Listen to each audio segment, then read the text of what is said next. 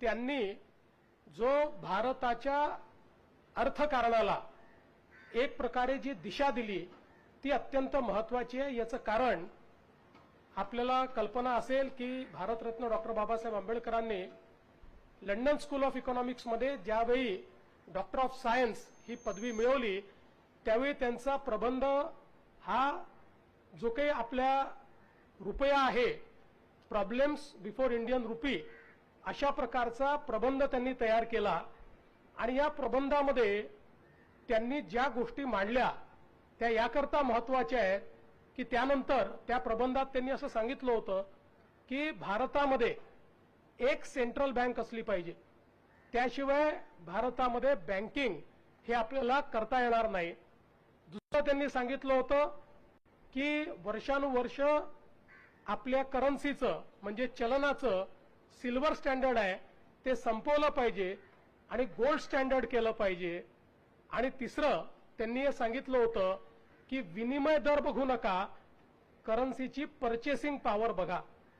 आणि त्यानंतर ज्यावेळी बँकिंग व्यवस्थेच्या संदर्भात हिल्टन यंग कमिशन तयार झालं आणि ते भारतामध्ये आलं त्यावेळी त्या कमिशन समोर सर्वात विस्तृत साक्ष ही भारतरत्न डॉक्टर बाबासाहेब आंबेडकरांची झाली आणि ती साक्ष झाल्यानंतर हिल्टन यंग यांनी आपल्या अहवालात डॉक्टर बाबासाहेब आंबेडकरांच्या या पुस्तकाचा उल्लेख करून आणि त्यांच्या साक्षीचा उल्लेख करून त्यात हे लिहिलेलं आहे की भारताला एक सेंट्रल बँक ही आवश्यक आहे आणि म्हणून रिझर्व्ह बँक ऑफ इंडियाची स्थापना करा।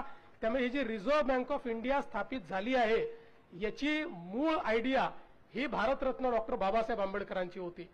दुसरं आपल्याला कल्पना आहे की त्यानंतर भारतामध्येही आणि जगाने त्यांच्या करन्सी करता गोल्ड स्टँडर्ड हे स्वीकारलं, म्हणजे सोन्याचा साठा इक्विव्हॅलंट हा तयार करायचा हे गोल्ड स्टँडर्ड स्वीकारलं आणि अनेक वर्षापर्यंत ते गोल्ड स्टँडर्ड चाललं, आजही ते चालतंय। पण आज ते का बरं अत्यंत महत्वाचं आहे? आज ज्यावेळी अमेरिकेसारख्या देशामध्ये एक्सचेंज हे डॉलरवर झाल्यामुळे करन्सीचं गोल्ड बॅकिंग त्यांनी काढून टाकलं, आज पुन्हा एकदा अमेरिकेसारख्या देशालाही वाटतं, चीनसारख्या देशालाही वाटतं की आपली करन्सी गोल्ड बॅकिंगची असली पाहिजे आणि मोठ्या प्रमाणात पुन्हा एकदा गोल्ड स्टँडर्ड करे एका वेगळ्या पद्धतीनं आता अमेरिकाही चालला आहे, चीनही चालला आहे आणि जगभरातली सोन्याची खरेदी आज त्या ठिकाणी चाललेली आहे। याचा अर्थ जे 1923 मध्ये भारतरत्न डॉक्टर बाबासाहेब आंबेडकरांनी सांगितलं होतं ते जगाने स्वीकारलं आणि आज पुन्हा जग ते स्वीकारत आहे। आणि तिसरी गोष्ट आपण जर बघितलं तर आताच्या काळामध्ये विनिमय दराचा विचार फार होत नाही।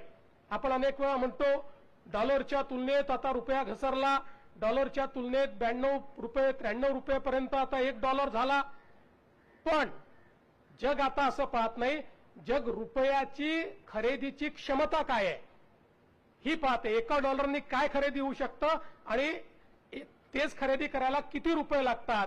कारण जेव्हा एक्सपोर्ट ओरिएंटेड इकॉनॉमी होते त्यावेळेस विनिमय दर महत्वाचे राहत नाही, तर त्याची पर्चेसिंग पॅरिटी किती आहे ही त्या ठिकाणी महत्वाची असते।